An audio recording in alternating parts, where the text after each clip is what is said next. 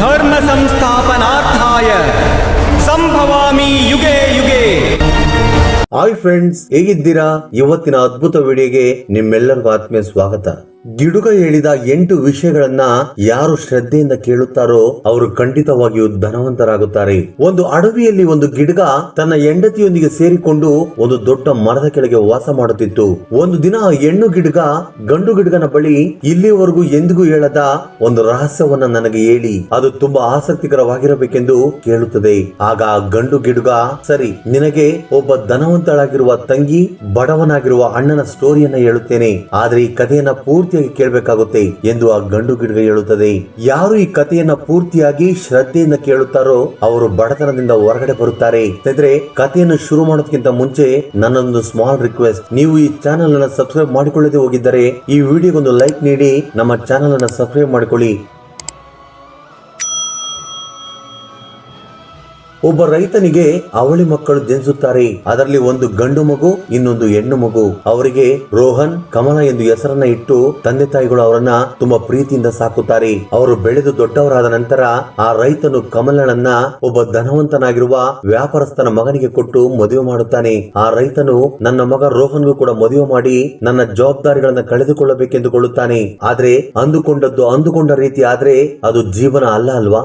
ಮಗನಿಗೆ ಮದುವೆ ಮಾಡಬೇಕು ಅಂತ ಅಂದುಕೊಂಡ ರೈತ ಕಿದ್ದ ಹಾಗೆ ಅನಾರೋಗ್ಯಕ್ಕೆ ತುತ್ತಾಗುತ್ತಾನೆ. ತಂದೆಯ ಅನಾರೋಗ್ಯವನ್ನ ನೋಡಿ ಮಗ ತುಂಬಾ ದುಃಖ ಪಡುತ್ತಾ ನಗರದಲ್ಲಿರುವ ದೊಡ್ಡ ಡಾಕ್ಟರ್ಸ್ ಗಳ ಬಳಿ ಚಿಕಿತ್ಸೆಯನ್ನ ಕೊಡಿಸುತ್ತಾನೆ. ತುಂಬಾ ದುಬಾರಿಯಾದ ಔಷಧಿಗಳನ್ನ ತೆಗೆದುಕೊಂಡು ಬರುತ್ತಾನೆ. ಹೀಗೆ ಆತನ ಆಸ್ತಿ ಎಲ್ಲ ಕರಗಿ ಹೋಗುವುದಕ್ಕೆ ಶುರುವಾಗುತ್ತೆ. ಆತನು ಪೂರ್ತಿಯಾಗಿ ಬಡವನಾಗುತ್ತಾನೆ. ಒಂದು ದಿನ ರೈತ ತನ್ನ ಮಗನನ್ನ ಕರೆದು, ನೋಡಪ್ಪ, ಇನ್ನು ಮುಂದೆ ನೀನು ನನ್ನ ಬಗ್ಗೆ ಆಲೋಚನೆ ಮಾಡಿ ದುಃಖ ಪಡಬೇಡ, ನೆಮ್ಮದಿಯಾಗಿ ಮದುವೆ ಮಾಡಿಕೊಂಡು ನಿನ್ನ ಜೀವನವನ್ನ ನೀನು ಅನುಭವಿಸು ಎಂದು ಹೇಳುತ್ತಾರೆ. ತಂದೆಯ ಮಾತಿಗೆ ಎಂದು ಎದುರು ಮಾತನಾಡದ ರೋಹನ್ ಅವರು ಬಯಸಿದಂತೆ ಒಬ್ಬ ಬಡ ಕುಟುಂಬದ ಹೆಣ್ಣು ಮಗಳನ್ನ ಮದುವೆ ಮಾಡಿಕೊಳ್ಳುತ್ತಾನೆ. ಮದುವೆಯಾದ ಸ್ವಲ್ಪ ದಿನಗಳಲ್ಲೇ ರೋಹನ್ ನ ತಂದೆ ಮರಣ ಹೊಂದುತ್ತಾರೆ. ಆತನ ಅಂತ್ಯಕ್ರಿಯೆಗಳನ್ನ ರೋಹನ್ ತುಂಬಾ ಸಾಂಪ್ರದಾಯವಾಗಿ ನೆರವೇರಿಸುತ್ತಾನೆ. ಆ ರೈತನಿಗಿರುವ ಹೊಲ, ಮನೆ, ಆಸ್ತಿ ಎಲ್ಲ ಅವನ ಚಿಕಿತ್ಸೆಗೆ ಖರ್ಚಾಗಿರುತ್ತದೆ. ಉಳಿದಿದ್ದ ಅಲ್ಪ ಸ್ವಲ್ಪ ಆಸ್ತಿಯನ್ನು ಕೂಡ ರೋಹನ್ ಅವರ ತಂದೆ ಅಂತ್ಯಕ್ರಿಯೆಗೆ ಖರ್ಚು ಮಾಡುತ್ತಾನೆ. ಈಗ ರೋಹನ್ ಹತ್ತಿರ ಒಂದು ಕವಡೆ ಕಾಸು ಕೂಡ ಇಲ್ಲ. ರೋಹನ್ ಪೂರ್ತಿಯಾಗಿ ಬಡವನಾದ ನಂತರ ಒಂದು ಹಳೆಯ ಗುಡಿಸಲಿಗೆ ತನ್ನ ಹೆಂಡತಿಯನ್ನ ಕರೆದುಕೊಂಡು ವಾಸ ಮಾಡುವುದಕ್ಕೆ ಹೋಗುತ್ತಾನೆ. ಬೇರೊಬ್ಬರ ಹೊಲಕ್ಕೆ ಕೂಲಿ ಕೆಲಸಕ್ಕೆ ಹೋಗುತ್ತಾ ತನ್ನ ಜೀವನವನ್ನ ಸಾಗಿಸುತ್ತಿದ್ದಾನೆ. ಅದೇ ಸಮಯದಲ್ಲಿ ಕಮಲ ತನ್ನ ಅಣ್ಣನ ಬಗ್ಗೆ ಗೊತ್ತಿದ್ದರೂ ಕೂಡ ಅಷ್ಟಾಗಿ ತಲೆ ಕೆಡಿಸಿಕೊಳ್ಳುವುದಿಲ್ಲ. ಆತನು ಬಡವನಾಗಿರುವ ಕಾರಣ ಆತನು ಮನೆಗೆ ಬಂದರೆ 4 ಜನರ ಮುಂದೆ ಅವಮಾನವಾಗುತ್ತದೆ ಎಂದು ಆತನಿಂದ ತನ್ನ ಸಂಬಂಧವನ್ನು ಕೂಡ ದೂರ ಮಾಡಿಕೊಳ್ಳುತ್ತಾಳೆ. ಆದ್ರೆ ರೋಹನ್ ಮಾತ್ರ ಇದೇ ಬಡತನದಲ್ಲಿ ಜೀವಿಸುತ್ತಿದ್ದಾನೆ. ಹೀಗೆ ಕೆಲವು ವರ್ಷಗಳು ಕಳೆದು ಹೋಗುತ್ತವೆ. ಕಮಲಳ ಮಗ ಬೆಳೆದು ದೊಡ್ಡವನಾಗುತ್ತಾನೆ. ಅವನಿಗೆ ದೊಡ್ಡ ಸಂಬಂಧಗಳನ್ನ ನೋಡುತ್ತಾಳೆ. ಕಮಲಳ ಮಗನಿಗೆ ಮದುವೆ ಸಂಬಂಧ ನಿಶ್ಚಯವಾಗಿದೆ ಎಂದು ಗೊತ್ತಾಗಿ ರೋಹನ್ ತುಂಬಾ ಸಂತೋಷ ಪಡುತ್ತಾನೆ. ಅದೇ ವಿಷಯವನ್ನ ತನ್ನ ಹೆಂಡತಿಗೂ ಕೂಡ ಹೇಳುತ್ತಾನೆ. ರೋಹನ್ ನ ಹೆಂಡತಿ ಕೂಡ ತುಂಬಾ ಸಂತೋಷ ಪಟ್ಟು ಈ ಮನೆಯ ಮಗಳ ಮನೆಗೆ ಹೋಗಬೇಕೆಂದು ನಿರ್ಧಾರ ಮಾಡಿಕೊಳ್ಳುತ್ತಾಳೆ. ಆ ಸಮಯದಲ್ಲಿ ರೋಹನ್ ನ ಹೆಂಡತಿಗೆ ಒಂದು ಅನುಮಾನ ಬರುತ್ತೆ. ನಿಮಗೆ ನಿಮ್ಮ ತಂಗಿ ಆಹ್ವಾನವನ್ನ ಕಳಿಸಿದ್ದಾಳ ಎಂದು ರೋಹನ್ ಅನ್ನ ಕೇಳಿದ್ರೆ ಆತನು ಮೌನವಾಗಿ ಬಿಟ್ಟನು. ಕಮಲ ತನ್ನ ಅಣ್ಣನಿಗೆ ಯಾವುದೇ ರೀತಿಯ ಮದುವೆ ಕಾರ್ಡ್ ಅನ್ನ ಕೊಟ್ಟಿಲ್ಲ ಅಂತ ಗೊತ್ತಾದ ಮೇಲೆ ಆತನ ಹೆಂಡತಿ ತುಂಬಾ ದುಃಖ ಪಡುತ್ತಾಳೆ. ಆದ್ರೆ ರೋಹನ್ ಮಾತ್ರ ನನ್ನ ತಂಗಿ ಮಗನ ಮದುವೆಗೆ ನನ್ನನ್ನ ಕರಿಬೇಕೇನೋ, ಯಾವುದೇ ರೀತಿಯ ಆಹ್ವಾನ ಇಲ್ಲದೆ ಇದ್ರೂ ಕೂಡ ನಾನು ಅಲ್ಲಿಗೆ ಹೋಗಬಹುದು ಎಂದು ಹೇಳುತ್ತಾನೆ. ಆದ್ರೆ ಯಾವುದೇ ರೀತಿಯ ಆಹ್ವಾನವಿಲ್ಲದೆ ಕಮಲಳ ಮನೆಗೆ ಹೋಗುವುದು ರೋಹನ್ ಹೆಂಡತಿಗೆ ಇಷ್ಟವಿಲ್ಲ. ರೋಹನ್ ಅವಳನ್ನ ಒಪ್ಪಿಸುವುದಕ್ಕೆ ಪ್ರಯತ್ನ ಮಾಡಿದನು. ಆದ್ರೆ ಆಕೆ ಯಾವುದೇ ಕಾರಣಕ್ಕೂ ಒಪ್ಪಿಕೊಳ್ಳದೆ ಇದ್ದಿದ್ದರಿಂದ ಇನ್ನು ಏನು ಮಾಡಲಾಗದೆ ರೋಹನ್ ಒಬ್ಬನೇ ಕಮಲಳ ಮನೆಗೆ ಹೋಗುತ್ತಾನೆ. ಆತನು ಹರಿದ ಬಟ್ಟೆಯಲ್ಲೇ ಯಾವುದೇ ರೀತಿಯ ಆಡಂಬರವಿಲ್ಲದೆ ಸಾಮಾನ್ಯ ವ್ಯಕ್ತಿಯಂತೆ ಇರುವುದನ್ನು ನೋಡಿದ ಕಮಲ ಆಕೆಗೆ ಕೋಪ ಉಕ್ಕಿ ಬರುತ್ತೆ. ಅಸಲಿಗೆ ನೀನು ಇಲ್ಲಿಗೆ ಯಾಕೆ ಬಂದೆ? ಕರೆಯದೇ ಇದ್ರು ಎಗರ್ಕೊಂಡು ಬರೋದೇನಾ? ನಿನಗೆ ಸ್ವಲ್ಪ ಕೂಡ ಮರ್ಯಾದೆ ಇಲ್ವಾ ಎಂದು ರೋಹನ್ ನನ್ನ ಅನೇಕ ಮಾತುಗಳಿಂದ ಕಮಲ ಬೈಯುತ್ತಾಳೆ. ಆಕೆಯನ್ನು ಕಂಡು ತುಂಬಾ ಸಂತೋಷ ಪಟ್ಟಿದ್ದ ರೋಹನ್ ಆಕೆಯ ಮಾತುಗಳನ್ನ ಕೇಳಿ ತುಂಬಾ ದುಃಖ ಪಡುತ್ತಾನೆ. ನನ್ನ ಅಳಿಯನ ಮದುವೆ ನೋಡೋಣ ಅಂತೇಳಿ ತುಂಬಾ ಆಸೆಯಿಂದ ಇಲ್ಲಿಗೆ ಬಂದೇನಮ್ಮ, ಆದ್ರೆ ನಿನಗೆ ಕಷ್ಟ ಕೊಡಬೇಕು ಅಂತ ನಾನು ಅಂದ್ಕೊಳ್ಳಿಲ್ಲಮ್ಮ. ನನ್ನಿಂದ ಅಂದುಕೊಳ್ಳದೆ ತಪ್ಪಾಗಿ ಹೋಗಿದೆ, ನನ್ನನ್ನ ಕ್ಷಮಿಸು ತಂಗಿ ಎಂದು ರೋಹನ್ ಕಣ್ಣೀರನ್ನು ಹಾಕುತ್ತಾನೆ. ಆತನ ಮಾತುಗಳಿಂದ ಕಮಲ ಸ್ವಲ್ಪ ಶಾಂತವಾಗುತ್ತಾಳೆ. ಆ ನಂತರ ಆತನ ಬಳಿ ಸರಿ ಮದುವೆ ಮನೆಯಲ್ಲಿ ನಿನ್ನ ಪರದೇಶಿ ಕಣ್ಣೀರನ್ನ ಹಾಕ್ಬೇಡ, ಹೋಗಿ ಸ್ಟೋರ್ ರೂಮ್ ಅಲ್ಲಿ ಕುಳಿತುಕೋ, ನಿನಗೆ ಊಟ ರೆಡಿ ಆದ್ಮೇಲೆ ಊಟ ಕಳಿಸ್ತೀನಿ, ಅದನ್ನ ತಿಂದ ಮೇಲೆ ಹಿಂದಿನ ಬಾಗಿಲಿನಿಂದ ಹೊರಟೋಗು ಎಂದು ಕಮಲ ಅಸಹ್ಯ ಪಟ್ಟುಕೊಂಡು ಹೇಳುತ್ತಾಳೆ. ನೀನು ಹೇಳಿದಂತೆನೆ ಕೇಳುತ್ತೇನೆ. ನಾನು ತಂದಿರುವ ಬಟ್ಟೆಯನ್ನ ನೀವು ಭಾವನವರು ಹಾಕಿಕೊಳ್ಳಬೇಕು. ನಾನು ತುಂಬಾ ಪ್ರೀತಿಯಿಂದ ತೆಗೆದುಕೊಂಡು ಬಂದಿದ್ದೇನೆ ತಂಗಿ ಎಂದು ಹೇಳುತ್ತಾನೆ. ಕಮಲ ಸರಿ ಎಂದು ಹೇಳಿ ಆತನನ್ನ ಸ್ಟೋರ್ ರೂಮ್ ನಲ್ಲಿ ಕೂರಿಸುತ್ತಾಳೆ. ಈ ದಿನವಾದ್ರೂ ಪಂಚಭಕ್ಷ ಪರಮಾನ್ನವನ್ನ ಮನಸಾರೆ ತಿನ್ನೋಣ ಅಂತೇಳಿ ರೋಹನ್ ತುಂಬಾ ಸಂತೋಷ ಪಡುತ್ತಾನೆ. ಆದ್ರೆ ಮದುವೆ ಕೆಲಸದಲ್ಲಿ ಬ್ಯುಸಿಯಾದ ಕಮಲ ರೋಹನ್ ಬಗ್ಗೆ ಮರೆತು ಹೋಗುತ್ತಾಳೆ. ಸಮಯವಾಗುತ್ತಿದ್ದ ಹಾಗೆ ರೋಹನ್ಗೆ ಹಸಿವು ಜಾಸ್ತಿ ಆಗುತ್ತೆ. ಅದರ ಜೊತೆ ಕುಡಿಯುವುದಕ್ಕೆ ನೀರು ಕೂಡ ಇಲ್ಲದೆ ಹೋಗಿದ್ದರಿಂದ ವಿಪರೀತವಾದ ದಾಹವಾಗುತ್ತದೆ. ಮತ್ತೊಂದು ಕಡೆ ಆತನ ತಂಗಿ ಆ ಕೋಣೆಯ ಕಡೆ ಬರುತ್ತಿಲ್ಲ. ಆ ಕೋಣೆಯಲ್ಲೇ 3 ದಿನಗಳು ಕಾಲ ಕಳೆಯುತ್ತಾನೆ. ಆಗ ಆತನಿಗೆ ತನ್ನ ಹೆಂಡತಿ ಮಕ್ಕಳು ನೆನಪಾಗುತ್ತಾರೆ. ಒಂದು ವೇಳೆ ನಾನು ಇದೇ ಕೋಣೆಯಲ್ಲಿ ಹಸಿವು ದಾಹದಿಂದ ಸತ್ತು ಹೋದರೆ ನನ್ನ ಹೆಂಡತಿ ಮಕ್ಕಳ ಗತಿಯೇನು ಎಂದು ರೋಹನ್ ತುಂಬಾ ಭಯ ಬೀಳುತ್ತಾನೆ. ಅದೇ ಸಮಯದಲ್ಲಿ ಆ ಕಡೆಯಿಂದ ಯಾರೋ ಬರುತ್ತಿರುವ ಹಾಗೆ ಬಳೆ ಶಬ್ದ ಕೇಳಿಸಿದ್ದರಿಂದ ರೋಹನ್ ಬಾಗಿಲು ಬಡಿಯುತ್ತಾನೆ. ಆಗ ಕಮಲ ಆ ಶಬ್ದವನ್ನ ಕೇಳಿ ಬಾಗಿಲು ತೆರೆದು ನೋಡಿದಾಗ ಒಂದೇ ಸಾರಿಗೆ ಶಾಕ್ ಆಗುತ್ತಾಳೆ. ಆಗ ಆಕೆ ಏನು ಗೊತ್ತಿಲ್ಲದವಳಾಗೆ ನಿಮ್ಮನ್ನ ಈ ಕೋಣೆಯಲ್ಲಿ ಯಾರು ಬಂಧಿಸಿದರು ಎಂದು ಕೇಳುತ್ತಾಳೆ. ಆಗ ರೋಹನ್ ಸ್ವಲ್ಪ ಸಮಯ ಮೌನವಾಗಿರುತ್ತಾನೆ. ಆಕೆ ಮತ್ತೆ ಕೇಳಿದ್ದರಿಂದ ನಾನು ಈ ಕೋಣೆಯಲ್ಲಿ ವಿಶ್ರಾಂತಿ ತೆಗೆದುಕೊಳ್ಳುತ್ತಿರುವಾಗ ಯಾರೋ ಹೊರಗಡೆಯಿಂದ ಗೊತ್ತಿಲ್ಲದೆ ಬಾಗಿಲನ್ನು ಹಾಕಿಕೊಂಡಿದ್ದಾರೆ. ಆ ನಂತರ ಆತನು ಹಿಂದಿನ ಬಾಗಿಲಿನಿಂದ ಮನೆಗೆ ಹೊರಡುತ್ತಾನೆ. 3 ದಿನಗಳಿಂದ ಹಸಿವಿನಿಂದ ಇದ್ದಿದ್ದರಿಂದ ಆತನಿಗೆ ಕಣ್ಣು ತಿರುಗುತ್ತಿದ್ದಾವೆ. ಆಗ ದಾರಿಯಲ್ಲಿ ಜ್ಞಾನದಪ್ಪಿ ಬಿದ್ದು ಹೋಗುವಾಗ ಆಗ ಒಬ್ಬ ವಯಸ್ಸಾದ ಮಹಿಳೆ ಅವನ ಬಳಿ ಬರುತ್ತಾಳೆ. ಆ ವಯಸ್ಸಾದ ಮಹಿಳೆ ಬೇರೆ ಯಾರು ಅಲ್ಲ, ಸಾಕ್ಷಾತ್ ಲಕ್ಷ್ಮೀದೇವಿ. ರೋಹನ್ನ ಹೆಂಡತಿ ಸುಶೀಲಾ ಪ್ರತಿದಿನ ಆ ತಾಯಿಯನ್ನ ಪೂಜೆ ಮಾಡುತ್ತಿದ್ದಳು. ಆದ್ದರಿಂದ ರೋಹನ್ ಅನ್ನ ಕಾಪಾಡೋದಕ್ಕೆ ಸಾಕ್ಷಾತ್ ಲಕ್ಷ್ಮೀದೇವಿಯೇ ಬಂದಿದ್ದಾರೆ. ಕಣ್ಣು ತಿರುಗಿ ಬಿದ್ದಿದ್ದ ರೋಹನ್ ಆ ತಾಯಿಯ ಮಡಿಲಲ್ಲಿ ವಿಶ್ರಾಂತಿ ತೆಗೆದುಕೊಳ್ಳುತ್ತಾನೆ. ಸ್ವಲ್ಪ ಸಮಯದ ನಂತರ ಎಚ್ಚರಗೊಂಡು ಆ ವಯಸ್ಸಾದ ಮಹಿಳೆಯ ರೂಪದಲ್ಲಿದ್ದ ಲಕ್ಷ್ಮೀದೇವಿಗೆ ನಮಸ್ಕರಿಸಿ ಮನೆಗೆ ಹೊರಡುವುದಕ್ಕೆ ಸಿದ್ಧನಾಗುತ್ತಾನೆ. ಆಗ ಲಕ್ಷ್ಮೀದೇವಿ ನೀನೀಗೆ ಇಷ್ಟೊಂದು ನಿಶಕ್ತನಾಗಿದ್ದೀಯಾ ಎಂದು ಕೇಳುತ್ತಾರೆ. ಆಗ ರೋಹನ್ ನಡೆದೆಲ್ಲವನ್ನು ಕೂಡ ಎಳೆಯಾಗಿ ಬಿಚ್ಚಿಡುತ್ತಾನೆ. ಆತನು ಹೇಳಿದ್ದನ್ನ ಕೇಳಿ ಲಕ್ಷ್ಮೀದೇವಿ ತುಂಬಾ ದುಃಖ ಪಡುತ್ತಾರೆ. ಆ ನಂತರ ರೋಹನ್ಗೆ ಒಂದು ಮಾತನ್ನ ಹೇಳುತ್ತಾರೆ. ಇಲ್ಲಿಂದ ಉತ್ತರ ದಿಕ್ಕಿನಲ್ಲಿ ಒಂದು ದೊಡ್ಡ ತೋಟವಿದೆ. ಆ ಹೊಲದಲ್ಲಿ ತುಂಬಾ ರುಚಿಕರವಾದ ಕಾಯಿಗಳು ಹಣ್ಣುಗಳು ಇದ್ದಾವೆ. ಅವುಗಳನ್ನ ತೆಗೆದುಕೊಂಡು ನೀನು ನಿಮ್ಮ ಮನೆಗೆ ಹೋಗು. ನೀನು ನಿನ್ನ ತಂಗಿ ಮನೆಯಿಂದ ಏನು ತೆಗೆದುಕೊಂಡು ಬಂದೆ ಎಂದು ನಿನ್ನ ಹೆಂಡತಿ ಕೇಳಿದರೆ ಆ ಹಣ್ಣುಗಳನ್ನ ಕೊಡು ಎಂದು ಲಕ್ಷ್ಮೀದೇವಿ ಹೇಳುತ್ತಾರೆ. ಅವರು ಹೇಳಿದಂತೆ ರೋಹನ್ ಆ ತೋಟಕ್ಕೆ ಹೋಗುತ್ತಾನೆ. ಅಲ್ಲಿ ಎಷ್ಟೋ ತರತರಹದ ಹಣ್ಣುಗಳಿದ್ದಾವೆ. ಅವುಗಳನ್ನ ಕಿತ್ತುಕೊಂಡು ಹೊಟ್ಟೆ ತುಂಬಾ ತಿಂದನು. ಮತ್ತೆ ಸ್ವಲ್ಪ ಒಂದು ಚೀಲದಲ್ಲಿ ಹಾಕಿಕೊಂಡು ಮನೆಗೆ ಹೋಗುತ್ತಾನೆ. ಹೋಗುವಾಗ ಆ ವಯಸ್ಸಾದ ಮಹಿಳೆ ಬಳಿಗೆ ಹೋಗಿ ನಮಸ್ಕರಿಸುತ್ತಾನೆ. ಆತನು ಹೋಗುವಾಗ ವಯಸ್ಸಾದ ಮಹಿಳೆಯ ರೂಪದಲ್ಲಿದ್ದ ಲಕ್ಷ್ಮೀದೇವಿ ಆತನಿಗೆ 8 ವಿಷಯಗಳನ್ನ ಹೇಳುತ್ತಾರೆ. ಆ 8 ವಿಷಯಗಳನ್ನು ಕೇಳಿದ ರೋಹನ್ ಮನೆಗೆ ಬರುತ್ತಾನೆ.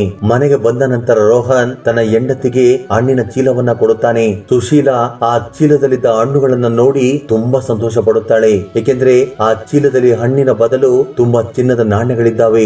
ಮತ್ತೊಂದಿಷ್ಟು ವಜ್ರಗಳು ರತ್ನಗಳು ಕೂಡ ಇದ್ದಾವೆ. ಇವುಗಳನ್ನ ನೋಡಿ ಸುಶೀಲಾ ತುಂಬಾ ಸಂತೋಷ ಪಟ್ಟು ರೋಹನ್ ಅನ್ನ ತಬ್ಬಿಕೊಳ್ಳುತ್ತಾಳೆ. ರೋಹನ್ ಕೂಡ ಚೀಲದಲ್ಲಿದ್ದ ಬಂಗಾರದ ನಾಣ್ಯಗಳು ವೈಡೂರ್ಯಗಳನ್ನ ನೋಡಿ ಆಶ್ಚರ್ಯಗೊಳ್ಳುತ್ತಾನೆ. ಆ ವಯಸ್ಸಾದ ಮಹಿಳೆ ಸಾಧಾರಣವಾದ ಮಹಿಳೆ ಅಲ್ಲ ಅಂತೇಳಿ ಆತನಿಗೆ ಅರ್ಥವಾಗುತ್ತದೆ. ಆ ತಾಯಿ ನಮಗೆ ತುಂಬಾ ಸಹಾಯ ಮಾಡಿದರು ಎಂದು ಆತನು ಅರ್ಥ ಮಾಡಿಕೊಳ್ಳುತ್ತಾನೆ.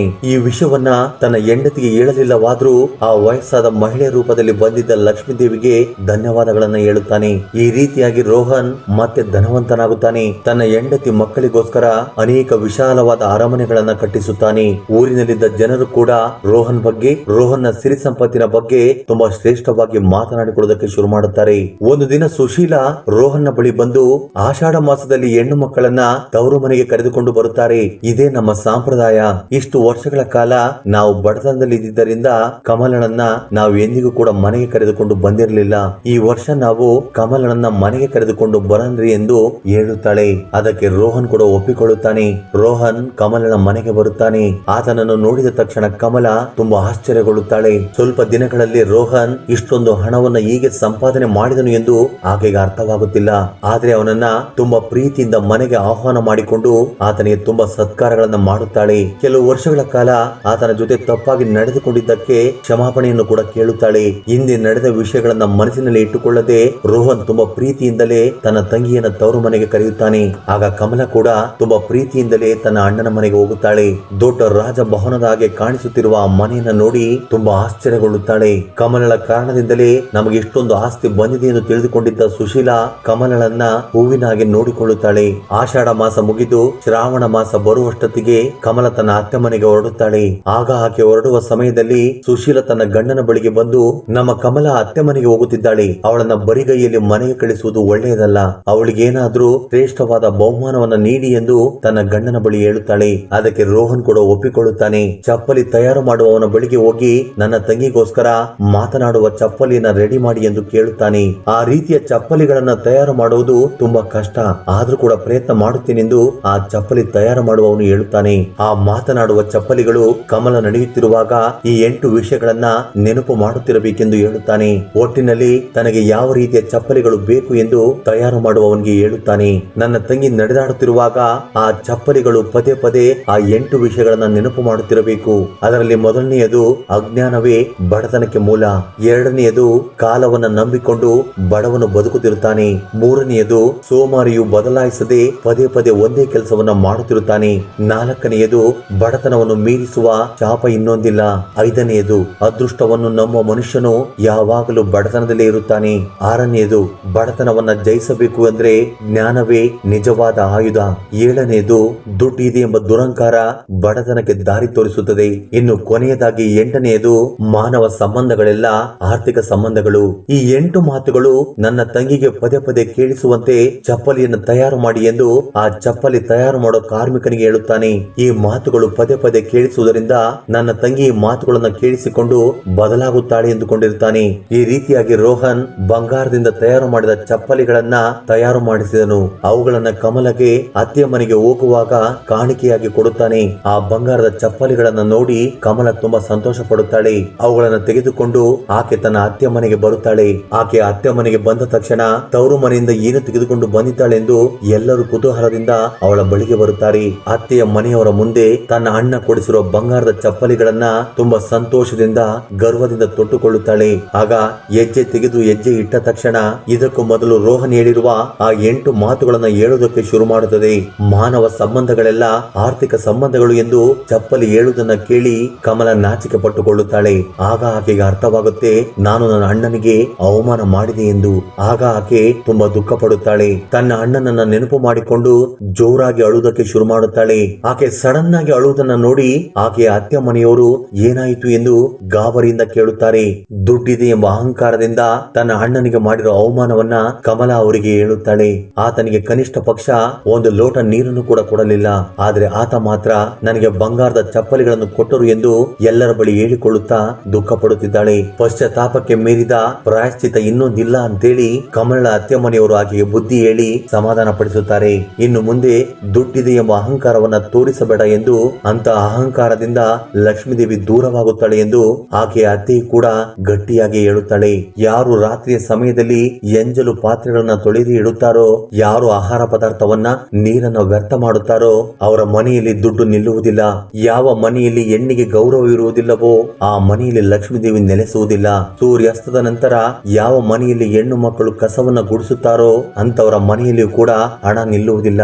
ವ್ಯರ್ಥವಾಗಿ ಖರ್ಚು ಮಾಡುತ್ತಾ ದುಡ್ಡಿಗೆ ಬೆಲೆ ಇಲ್ಲದ ಮನೆಯಲ್ಲಿಯೂ ಕೂಡ ಲಕ್ಷ್ಮೀದೇವಿ ನೆಲೆಸುವುದಿಲ್ಲ.